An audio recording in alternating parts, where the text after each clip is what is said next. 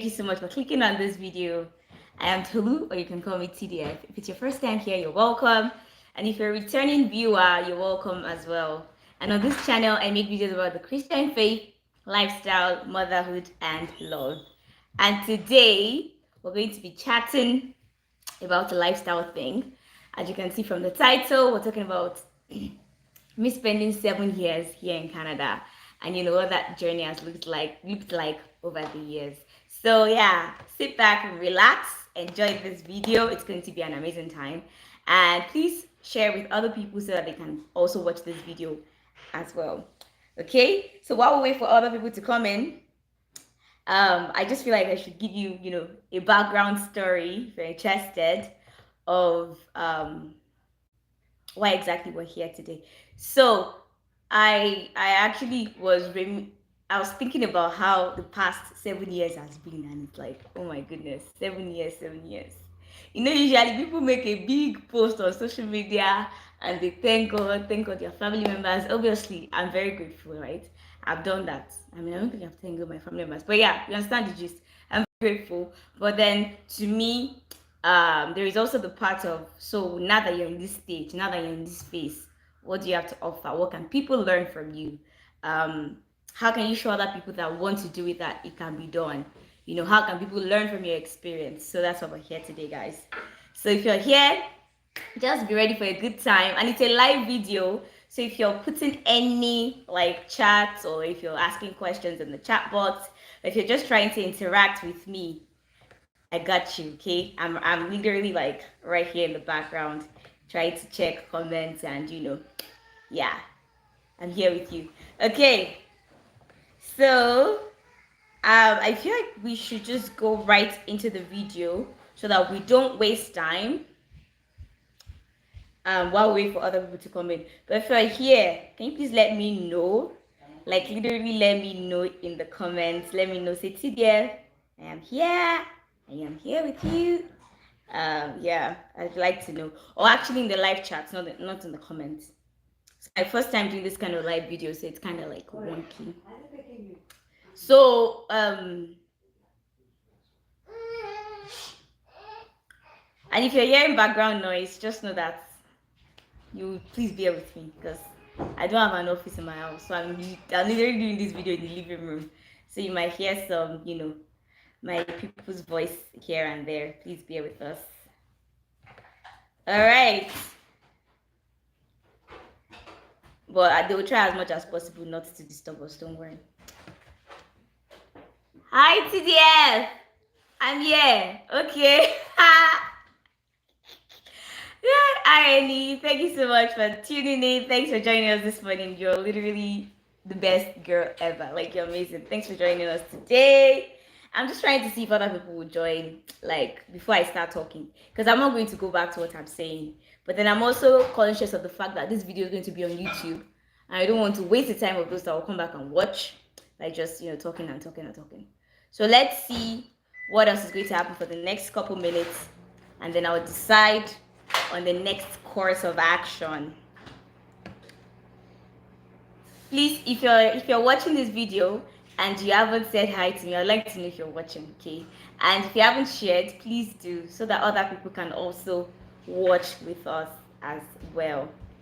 All right, so that it's not just me and you. I mean, it's good to have only one person one-on-one, but it's a public video, so let's make it what it is.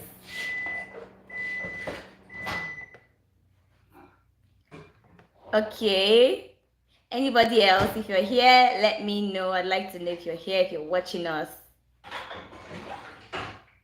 And you're welcome. You're welcome. You're very welcome today. All right, without further ado, you said you've grabbed a chair already. Don't forget to grab a cold drink, a chilled drink, because you will need it. There are some things I would say that you need to sip and digest. All right. I'm just trying to give it a couple more minutes, okay?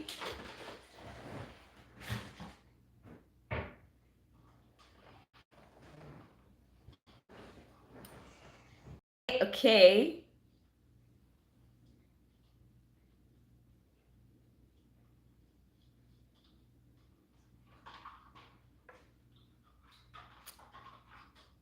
All right. We've spent 5 minutes here already, so I don't think it's fair to just keep on delaying ourselves. So let's just go into this video. So once again, you're welcome to this YouTube channel. You're welcome to this particular video where I get to share a couple of things. And if you're watching, I'd like to specially thank you for tuning in. Special thanks to Annie. You're the only one that I've seen your name and your comment in the chat box. So if you're here, you want to interact, don't forget to interact via the live chat. If you're yet to subscribe, don't forget to do that as well. So I was saying earlier about how there's so much to say, like in 7 years, right? And if you follow me on Instagram or if you follow me on Facebook, you'd have seen the post where I was talking about how in that 7 years I've transitioned from being an undergraduate to like a mom, a wife, doing other things on the side, and also embarking on a journey as a graduate student. And there's so many things that have come on even with that, even with those stages of life. And again, as I said earlier, this video is just to share my experience so that other people can learn from it as well. All right, so when I came to Canada 7 years ago, if you don't know your math, I'll help you. It was 2015. Like 2015 was like yesterday, but man, it's 7 years already. Anyway, when I came to Canada 7 years ago, I came in as an undergraduate student. And if someone had asked me, actually people asked me, what would you like to see yourself in 5 years? And I answered. So I knew someone else has joined in, but they're probably shy. Yeah, I actually saw 2 other people, but anyway, it's all good. Don't worry, people will join in as we go. So when I came in 7 years ago, if someone had asked me, where would you like to see yourself in 7 years? I bet I wouldn't have said the things that I'm doing now as part of it. Yeah, I mean, some of the things I'm doing as part of it. Actually, someone actually did ask me, there was an orientation thing we were doing in school, they were like, what would you like to see yourself in 5 years? Me, 5 years, I was like, just completing my degree and nothing more to offer. But then when I rewind to 5 years after, undergrad, which was 2 years ago, God came and showed up because it was literally not the life that I had envisioned. Obviously, I had envisioned to finish my university, my undergraduate studies, and just really start living life. And according to my calculation at that time, it was like, okay, 4 years after you get to Canada. I actually gave myself 5 years. And I'll explain why I did that. You know what? I'll just go ahead and talk about it now. And the reason I did that was because I was told that if you get to Canada as an undergraduate student, especially if you're kind of like self-sponsoring, obviously you get money from home. But at that time again, Naira started to get expensive, so there was literally no way I could get all the money from home. So I was already doing the calculation in my head that, okay, what if I need another extra year in school, because I would have to probably take few lesser classes than I'd have to. So usually at the school that I went to, University of Virginia, shout out to you. You deserve a shout out, okay? At the school that I went to, the way it usually worked was that you would take 10 classes in a year. So if you were like doing a 4-year course, that would be like 10 classes in a year for 4 years, 40 classes, and you're done. But then you don't have to take 10 years. But as an international student, you have to take 3 classes, at least 3 classes. That's what counts as full-time classes per semester, okay? So like per fall and winter. Spring and summer, you have the options of not taking classes. So anyway, I was already thinking, okay, maybe I was going to just take the three classes, work, full time in the summer so I could make money, and then that would prolong the number of years. But as God would have it, miracle by miracle, and obviously some hard work that I had to do, okay? And other people that came in for me that were just really, that stuck their heads out for me. Shout out to you guys. Majorly my family members, my extended family, my nuclear family, my parents, my uncles, my aunts. All right, so I thought I was going to spend that long, but 4 years was 4 years, guys. It was no more than that, okay? It was no more than that, and to God be the glory. So what happened was that after the 4 years, okay, I then 7 years. I know, like, it's not a pot of beans. Thanks, Debbie. It's nice to have you around. So as I was saying, you guys, your comments are nice, but they're kind of distracting me. But I'll still go on and see what I have to say. Okay. So I, thanks for sharing, Debbie. You're amazing. So as I was saying, um, so I was thinking I was going to spend long because okay, you have to pay money for school, do 7 years, do this and that. So okay, I see you. It's not Vince exactly, but yeah, we did 4 years. And throughout this journey, it was not easy. It was not fun. But one of the tips I'd like to share for like undergraduate international students, especially any student actually, but international students are my focus because that's what I have the lived experience and I can relate more with what international students go through. So one of the things that actually helped with not prolonging the number of years I had to spend in school because of funds or whatnot was applying for scholarships, grants, student awards. They were literally lifesavers, and I cannot say this enough. There were semesters whereby I got like half of my tuition paid from that. And then also it was very important to plan. Although there is a place of people saying man proposes, God disposes. I don't know where you got that. He's not in my Bible. But anyway, there's also the place of planning circumspectly according to how exactly God would have you live your life. Okay. And I think this is one of the things I had to learn the hard way. So instead of constantly worrying and be like, in my head, it's 5 years, or in my head, I'm going to spend 6 years in this school. If God has said you will spend 4 years and you're saying you will spend 6 years, you're literally doing yourself with your hands.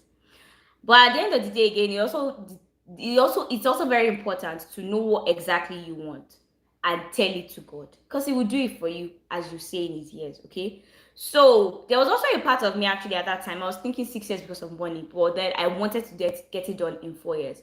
So at some point, instead of me now seeing that scarcity mentality, I started to force myself like to deliberately see supply and talk to God in that area and say, God, I want to spend 4 years in this school and I want you to do it for me. And as God would have it, things started to align. And because I had already again reconditioned my mind, I started to walk in that line and I did my plan and then I told it to God, and it was just He made things work out really. And one of the things again that made me consider 6 years, which a lot of people is what makes them consider that I cannot finish this degree in 4 years because no money, is what other people say.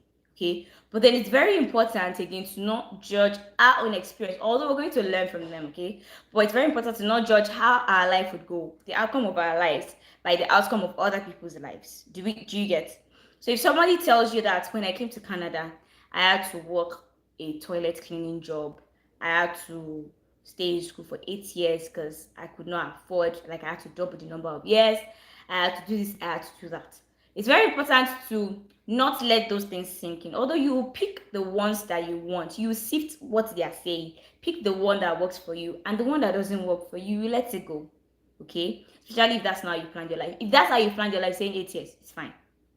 All right, it's fine. I'm not here to force anything on anybody. So back to that, one of the reasons why I was thinking I would spend longer than 4 years because I had already heard that if you want to, and again because of how Naira was going, it was not even as bad as it is now. At that time, it was only like times 1.5. Now it's like double, triple the price. You're welcome, St. Louis Comedy. It's nice to have you here on this live video. Thanks for tuning in. Thanks for joining us. And thanks for putting your information. Thanks for saying hi in the live chat. Anyway, so that was part of it.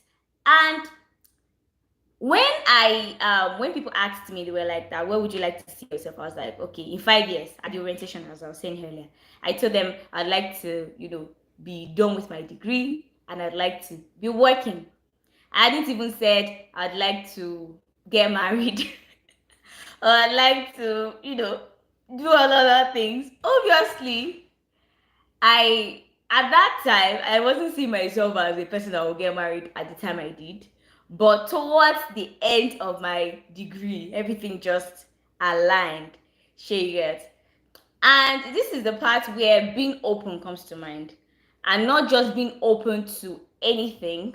I'm not saying being open to perspectives from the world or all of that, but being open to God's plan for your life. That's what I'm talking about now. Okay. It's very dangerous if you're open to any and every idea, if it's not from God, if it's not from God's word. Let's get that clear. All right. So you won't say TDF is saying be open. Okay. And when I finished my undergrad, like 4 years later, I got married that same year. Okay. And what made me get married that same year? I'll explain. You know, the way life happens is that they tell you before you get married, make sure that you're emotionally stable, you're financially stable, you're physically ready. This is like legit base marriage counseling I'm giving you guys. But that's what they tell you, right? They tell you be this, be this, be this, be that, be that, be that, be that, be that, be that, be that. So I did my checklist. I was this and that and that and that and that. And at that time, somebody asked me, and they were like, if you were in Nigeria, okay, this one, what I want to say right, is very, it could be very, what's it called? The English is not coming to my mind, but it could be very fragile for some people. So somebody asked me, like, if you were in Nigeria, do you think you would have been able to do this at this time? And a part of me wanted to give this response, no, because Nigeria doesn't favor anybody. But then a part of me, which is my real face now, okay, my real face as a child of God that I am, as a person that only sees the positives, as a person that never talks wrong, as a person that knows that my words are very powerful, was like, yes, because this is exactly where I know God would have me be. Do you get? So regardless of the economy of the country, regardless of what is happening, regardless of what people around me think, regardless of whatever is going on, this, if I was in Nigeria, I would be marrying at this time as well. And what was my confidence? It was based on the fact that that timing was not mine, it was God's. And that was the actual time He would have me do it. Am I saying now, or am I neglecting the fact that there were certain factors that influenced that decision based on the fact that I live in Canada? No. I'm not saying that there are no factors. I'm not saying those factors don't exist. But at the same time, I'm saying that regardless of location, God still works wonders. Do you get? What is supposed to happen in your life would happen. Unless you have said go somewhere and you're saying I'm not going, I'll stay here. And it's like, okay, whatever you want to do, do it. Do you understand what I'm trying to say? So there's that part of knowing that this is what God would have happen at this time, and it was happening. But then it also required my alignment as well. If at the time that my husband and I were talking about marriage, I said no, then it would have been a no, whether I was in Nigeria or I was in Canada. Do you guys understand the gist? Yeah. So there was that part. And then when the issue of marriage came, obviously there needs to be finances, like on both sides. One thing that had happened for me was like right after school, actually even before graduation, I'd already gotten a job. Okay, I'd already gotten a job that was well paying, even if it was paying more than what I currently have now. Just so I put that out there. Okay, but then you get to a stage in your life where you have to consider so many things, and you have to consider purpose. You have to consider your family. Does this job really work? Does this job really would this job really allow you to live that life that God would have you live, regardless of you thinking about the money, the money, the money. Life is not always about money. There's times you have to think about impact. There's times you have to think about influence. There's times you have to think about purpose when you're making certain decisions. Okay? So that's by the way. So then I got that job, and then I started to work it. And then before the wedding, obviously there was some savings. And yeah, so that financial aspect was already ticked. You understand what I'm saying? Yeah, guys. And then emotionally, there was a lot of work I had to do because, sincerely speaking, 4 years in Canada as an international student, if you're not careful, it will wreck you. 4 years, 3 years, 2 years, 1 year, 2 months wrecks people. Like people literally slip into depression. People literally give up and say, you know what, I'm not doing it again, I'm going back to Nigeria. Or people just lose the sense of who they are. Like someone that you would see before they came to Canada, that you would think this person is the most respectful, the most peaceful, the most homely child you've ever met, and then you see them in 2 months and you're like, okay, what happened? Did they suddenly grow out? Like, it happens, okay? But so again, as I was saying, 4 years changes a person. There was that part of me that was already, and because I was young, right? I'm still young. I'm not old. I'm not an old woman. But because I was younger at that time, there was the face of having to learn and unlearn a lot of things, especially based on my regular African culture versus the Western culture. All right. So there was that change, there was that process that I had to undergo. You're welcome, Sarah or Lauren Toba. Regardless of location, God still works wonders. Exactly. Thanks for jotting that. I'm happy you guys are with me. Thank you so much. All right. So, as I was saying, that 4 years changed me. There were times that I I literally would just sit there and be like, okay, especially after a class or after somebody from somewhere just came and said something, I would just sit there and be like, is this really my life? Like, oh, so you're telling me all the things I've learned, and because of the course I studied, social work. And by the way, the course I came to Canada to study was not what I even studied. That one is another story. Not, I don't think it's for this video. I'm trying to watch the time so I can answer questions. And if you have any questions for me, if you're yet to send it on Instagram or on WhatsApp or on Facebook, please do so in the live chat. I'd really love to answer your questions. So as I was saying, because of the course I studied, there was so much questioning that I had to do. Because social work was intense. It was emotionally intense for me. Okay. And there was also the part of that biological functioning that was happening in me as a teenager. Do you understand? There were so many struggles. There, in fact, you guys, I don't know which one to start picking at this time. But again, there was struggles, guys. So I'm trying to see if anybody has any questions in the chat box. There is no questions. There were struggles, but one of the things that eventually made me realize that in this life, it is God. Is that I literally saw His hand in every area of my life. Okay, and at that time, I had the option to say yes or to say no. There were times I said no, but I thank God for the times I said yes that skyrocketed the course of my life. And I'm not even sure where to start from with that. Okay.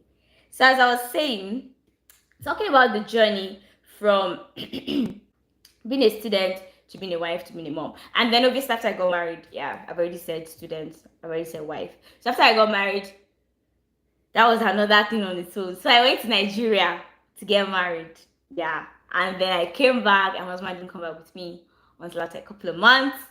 And then, but I was already pregnant by the time I came back. So that was another phase of challenge on its own. This video is a chit chat video, guys. So do I expect it to be, hi guys, the regular sit down video that I do. And I'll be talking based on points. No, I'm just talking based on what comes to my mind and based on the vibes I'm getting. All right. So there was also that part of after I got married that my husband had to stay in Nigeria and then I was here alone. That one too. If you guys know the step of faith that went into that action alone. So when people are telling me, or when I'm telling people I did this, I did that, I did that, they think it sounds as easy as it sounds, but there were things that had to go on in the background. Not everybody subscribes or subscribed at that time to the idea of going to Nigeria to get married. There were a lot of questions about what if immigration doesn't answer you, or what if, what if, what if, what if. But regardless of the what ifs, I again had to recondition my mind and tell myself, this is what God has already said. And He has brought you this far, and He's not going to leave you now. So take on the step of faith, take on the leap of faith, and go with your life. So that was what happened with me. And as God would have it, it was a breeze. Like immigration did not take forever. I was only about 4 months gone when my husband came. And it was, yeah, God was faithful, seriously. So my advice for you here is it's very important to always just trust in Him. So if you're here watching this video, you're in Canada and you don't know God, I would say you're missing a lot, because there are times that voices from outside would be so discouraging. And it's definitely normal for people to be like that, because they are human, right? They don't have the supreme power. They don't know what can be or what cannot be. They're only talking based on what they've seen happen. But we have a God in heaven. There is a God in heaven that has placed you, the God that has created you, that knows what can happen. And as a matter of fact, it can change things in a twinkle of an eye. It can change policies to favor you. Talking about policies favoring you, my immigration status, you guys, there's so much to talk about. There's so much to talk about, but this God can change things for you. So it's important to, I don't know what your experiences have been, I don't know what people have told you, but it's important to know that He's real. People experience Him, and you can as well, no matter what it is that you've been through. Okay. All right. So if you have any questions about that, you want to talk more about that, feel free to contact me. My email is in the chat, is in the description box. My contact information is there. Let's talk one on one. So, talking about immigration status, policies favoring you. I remember after we got married that we wanted to apply for, so we wanted to apply for permanent residence. But what happened was, the way it happens in Canada, you get your study permit when you enter Canada. After school, you meet the conditions, you can apply for a postgraduate and a postgraduate work permit. I applied for that, and then after that, a couple months after that, I was able to apply for permanent residence after I had a work experience. So I used Canada experience class. Okay, that's if you have experience in Canada. That's what we used for our PR. And at the time we were applying, because it wasn't only me, and they were also advised from people that, just do the permanent residence application on your own. Don't worry about your husband. He can do his own later, just so that you won't drop your mark. And I already knew people that were doing their own at that time, that they had high score. But for some reason, because I was married, the score came down. And I couldn't reach the certain cutoff that I was supposed to reach at the time I was supposed to apply. So that one went. And then did another. If you know how the immigration system works, they do, what do they even call it? The word is not coming to my mind, but they did another round of draws. They did another round of draws. So I'm married to a pastor, by the way, just so I put that out there. And don't think the reason why I'm talking about leap of faith or step of faith because I'm married to a pastor. It's part of it, but then everybody should be talking this way. Every believer should be talking this way. It's not only pastors that should be taking leap of faith. They don't have a special faith mantle placed on their head. Every child of God should have the same as well. All right. So then there was the time when my husband was like, "Don't worry, they'll reduce the score," and they reduced the score. That was when COVID happened, and they reduced the score so badly that we were like, "What is happening?" So we knew it was God fulfilling His word. Obviously, there was a word of prophecy that came forth from my husband concerning that part. And the thing is this, even if he hadn't said it, even if my husband hadn't said it, I knew God was going to take care of us. It was a matter of how. I don't know how, but I knew one way or the other was going to take care of us. So having that assurance, having that confidence over the years has also helped. Okay, and it's something to learn that no matter what, it will take care of you. And when God is saying He will take care of you, if there are things you need to do, play your part. When He lays it on your heart, go ahead and do it. Very important as well. So God did that for us. We got they reduced the score and we were able to enter, and after a while we got our permanent residence, and that's amazing. Okay.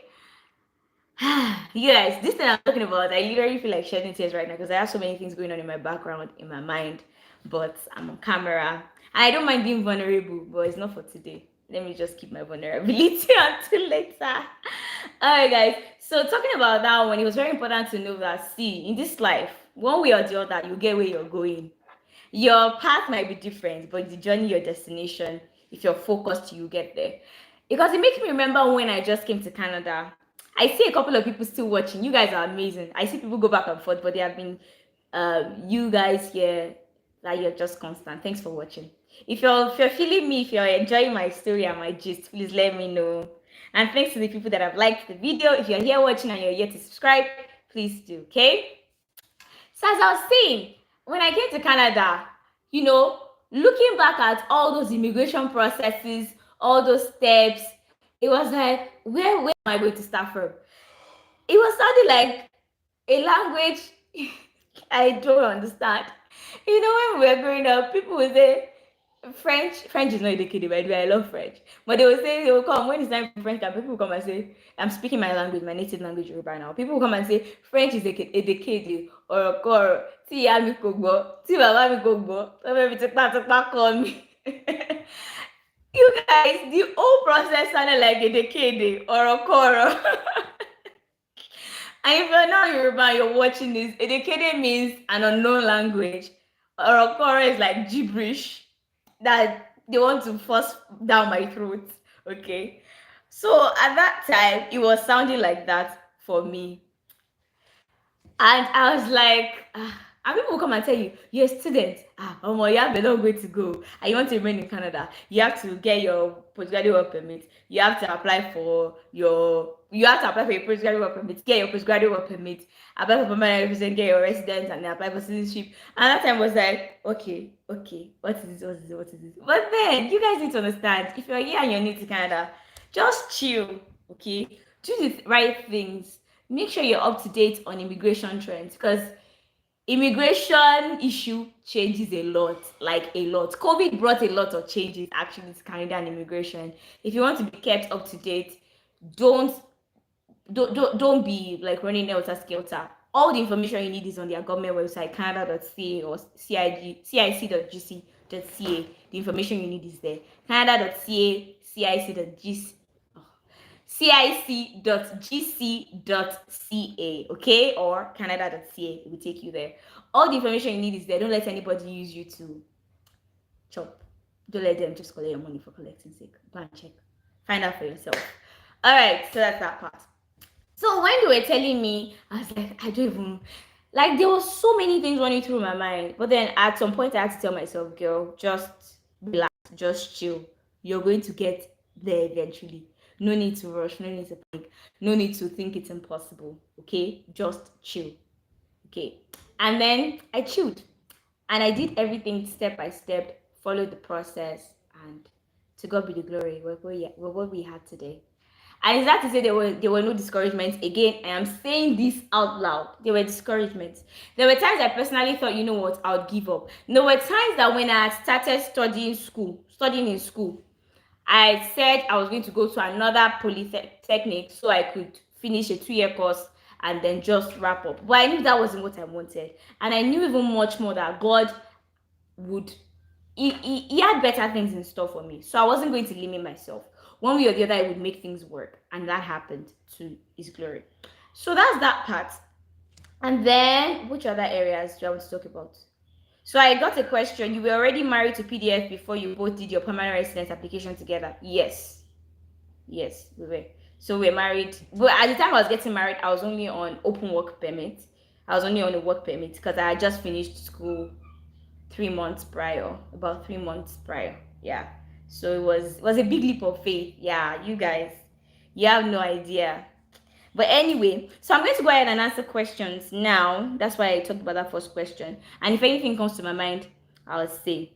Actually, something just came to my mind about the fact that a lot of people, when they come to Canada, they think that's the end, that I've come to Canada, I've arrived. See, you're only beginning your life, and literally you're just beginning, because coming to a new country brings a lot of, oh boy, this is new experience, new people, new area. There are things you have to learn from scratch. So you have to be very humble, very not proud, so that you can get the best out of it. And as much as you're in a new country, you're trying to enjoy the place, don't enjoy at the expense of your future. Lots of international students, young students, when they come, they do things at the expense of their future. They don't remember that they have a life anymore. They don't remember they have a future anymore. Very important to envision the type of future that you want, so that when you're doing things that are not aligning, when you're getting a job that is not aligning to that, when you're giving up and it's like giving up cannot take you to your destination, you're able to realign yourself. And again, having people around you that would be able to support you, very important as well. And you want to make sure you have the people that say the right words, not people that will go about and start saying, could it possible, cannot be possible. In this Canada, you have to suffer. No, you don't have to suffer. Okay? Especially as a child of God, you don't have to suffer. All right, so I'm just going to go ahead and answer the questions that I have here. So, my wow. I'm actually just going to pick one of these questions because I'm watching the time. So, did you leave immediately after secondary school? Yes, I left. No, sorry, not yes. No. Hi, St. Louis. Thanks, Annie, for enjoying the story. Sister, okay, I see you. Yeah, yeah. All right. So, did you leave immediately after secondary school? No, I didn't leave immediately after secondary school. So, after secondary school, I had went to Port Novo. Again, if you listen to the part where I was talking about how I didn't come to Canada to study French. I didn't come to Canada to study French. Okay? Yeah, I didn't come to Canada. I didn't come to Canada to study social work. Oh my goodness. I came to Canada to study French. That's what I'm trying to say. I came to Canada to study French, but I don't have time in this video. I want to stop the video as early as I can. But anyway, I came here to study French. And after secondary school, I had gone to Port Novo to study French for a while. And that was when my parents and my uncles and my aunt were processing this for me. And I decided they were doing it. I didn't even know. Because I had already had different plans with my parents that after studying my French, I was going to go ahead and study psychology. Okay. I wanted to be a psychologist, but I wanted to be a bilingual one. Yeah. The way I ended up in social work and psychology are pretty close. But at the time I was in Nigeria, I didn't know about social work, right? So I thought it was psychology. But then when I got here, I found out about social work and I knew that was what I wanted to do. So I went ahead and studied it. And yeah, I heard you went to Canada alone. How was that for you being a teenager?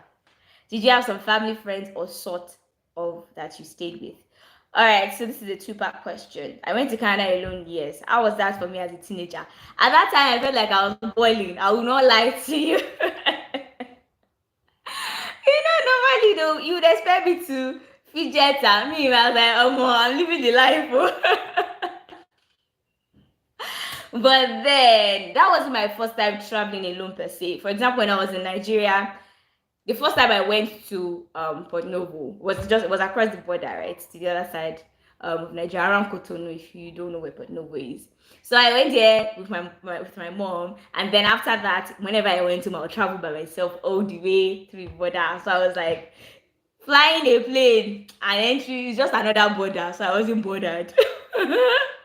It was another border, so I wasn't bothered. All right, so yeah, that was that. And then, but there was a part of, this one is white people's country, and I had never been to before. Obviously, I had heard a lot about it, and at that time, and even till now, my cousins are here. They were here at that time, and my aunt and my uncle were here, so I was not alone. When I came, I stayed with my uncle for a while, and then I came back. I came to Regina here, where I'm currently based now, to stay with my aunt for a couple years before I moved on with my life, went to live on campus, lived with friends, lived alone, lived with family again. Yeah. So, but there was the part of being very fidgety as well. As much as I felt like I was balling, as much as I felt like I was living the life, there was the part of what if, you know? And I think it's very normal. Over the years, I've come to realize that questioning or having those second thoughts or worrying is part of their natural responses. But then over the years, as I've learned the fact that as natural as I am, I'm also a supernatural being, I've been able to cope with not allowing those natural responses to get the best part of me. So instead of allowing what my head thoughts or what my feelings would normally want, I decided consciously, by the help of the Spirit of God in me, allowed God's word to override, allow what God says to override, and it's changed a lot for me over the years. So again, I said I had family members. So there's another part. Apparently, you're a very small woman. I'm a small woman. I'm small and mighty. All right, how did you handle bullying? This one, you see, when you come to Canada, being a small woman is even another case. The fact that you're a black woman, number one, is it's a thing on its own. Do you get? That was one of the things I had to handle. My height was not even. It was like a second. Like it was something I had to deal with after being a black woman. Do you get? But talking about bullying, from the start, I've already been a small woman. Like I was literally like one of the shortest three people throughout my high school in my set. But it never changed the fact that I always had that authority.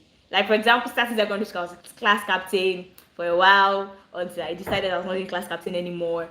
And then I had the authority like within my mates, even like I just knew my place and I knew nobody else could sweep my feet off. Okay. And I did not even give a chance for that.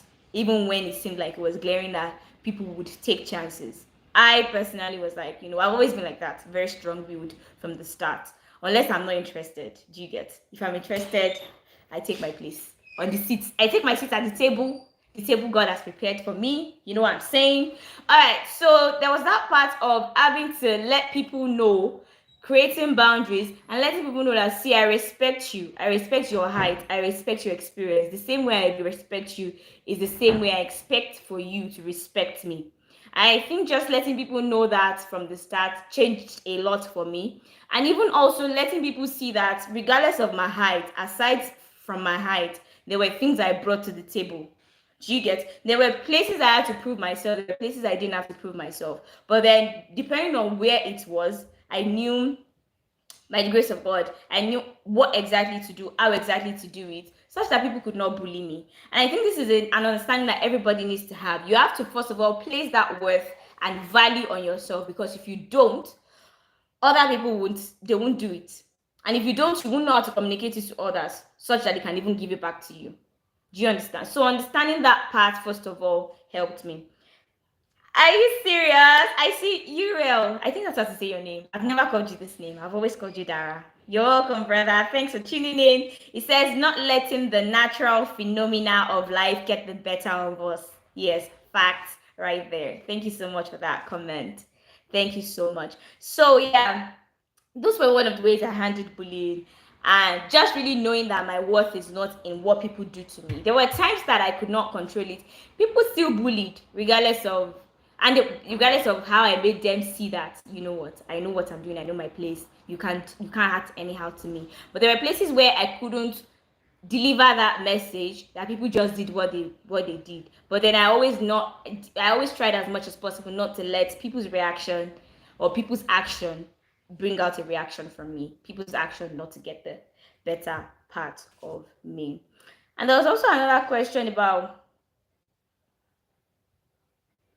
how did you manage to how did you manage to still look how did you manage to still look strong despite all you've been through? um you know what they say, we I'm trying to remember that popular saying online, we don't look like what we've been through, or something. I can't remember, it's not coming to my mind. But one of the things that really helped was, I knew that all those things that I was going through were only a matter of time. They were phases, they were part of the journey. They were only a street, a road on the long journey. So they were going to end. So in each season, based on how God helped me, I was able to cope based on the people He placed around me. And I think Deborah is still watching this video. Special shout out to Deborah. I feel like Deborah. I'm the kind of person that I don't really have friends. Okay, like, no, the few friends that I have, I've had the same friends like over the years. And when I came to Canada, Deborah was like one of the first people I met in church, and then she helped me through school. Although we were not in the same, level in school and whatnot. We were not in the same. She started school earlier than I did. She finished earlier than I did and whatnot. But then the friends that I eventually had, I had them through her. Do you understand? And then she's been my longest friend throughout that time. Special shout out to you, Deborah. There was a phase that I lived with Deborah, actually, based on all of the struggles that we're talking about. Like, she's been that very, very firm support for me. Thank you so much, Debbie. Kisses, deserve kisses on this video. All right. I wish Caris was here to come and more you as well. Okay. Then talking about postgraduate, not postgraduate. I've been saying postgraduate. Maybe it's time to do my PhD right after my master's. You guys, postgraduate is what I'm saying in the morning. No, and my husband is like postgraduate vow. But yeah, so my graduate studies, that's another one on its own. So, if you saw my social media post, I said my postgraduate is at Canada's #1 university. If you know that, that's the University of Toronto, in Ontario. So when I wanted to apply, I was thinking I was not going to qualify, because you need at least 85% to qualify in your final, like your last 2 years. But that last 2 years, they were like, bish, bish, bish. Okay? But we give God the glory. When I eventually calculated the GPA, whoosh, it entered. And yeah. And it's still in social work, guys. What else? And this one is also a matter of, there were times that, you know what, actually, one of the questions that I had people ask me was, how are you going to continue your school when you get married? And I was like, I'll continue by the help of God. And they're like, no, you're going to do this, you're going to do that. But thank God for a supportive husband, number one.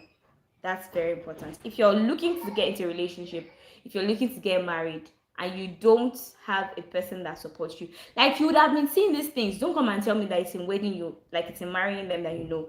If you were doing something before you started dating a person, something good, and then they tell you to stop it because they don't, like, that's a red flag right there. Okay, so if there are things you've talked about, if you, and it's important to talk about your life goals, your aspirations, and see how those things are aligned before you even get married, and what they are, what they think about it, how open they are to it. If they are open to it, then be rest assured that as time goes on, you would eventually achieve it, although timelines may change. And this might be as a result of many factors such as having children, or financial factors, or life just happening, right? Timeline may change, but as long as you have that goal, you have that vision, and you have that supportive partner, you would still get there eventually. And I think that was one of the things I had to tell myself about, that even though I wasn't going to go for my master's degree, and again, social work, you need 2 years experience anyway, depending on where you're going, 2 year, 1 year, some even 3 years experience, to work experience to be able to apply for a master's degree. So for me, it just really happened like that way.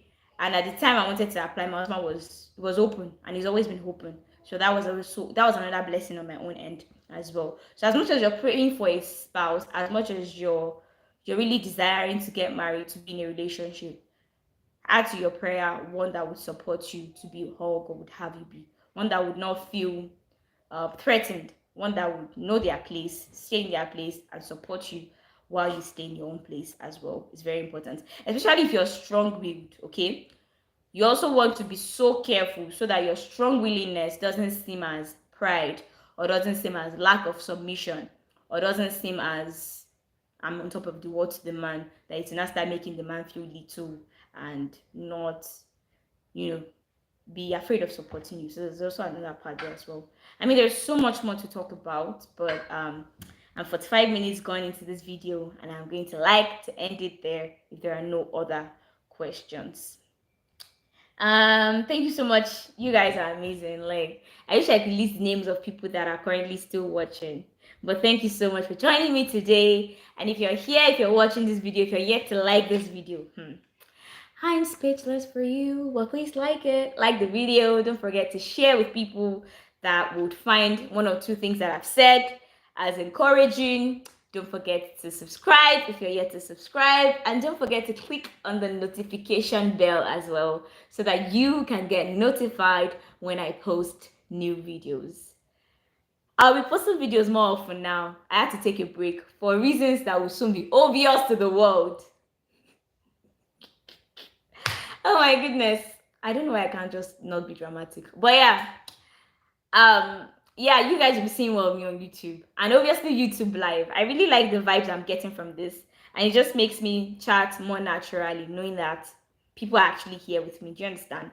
Maybe I should do this more often. If you think I should do live videos more often, let me know. Let me know. I really want to hear from you. Yeah, without further ado, we would end this video today. Thank you, and I'll see you in my next video. Bye.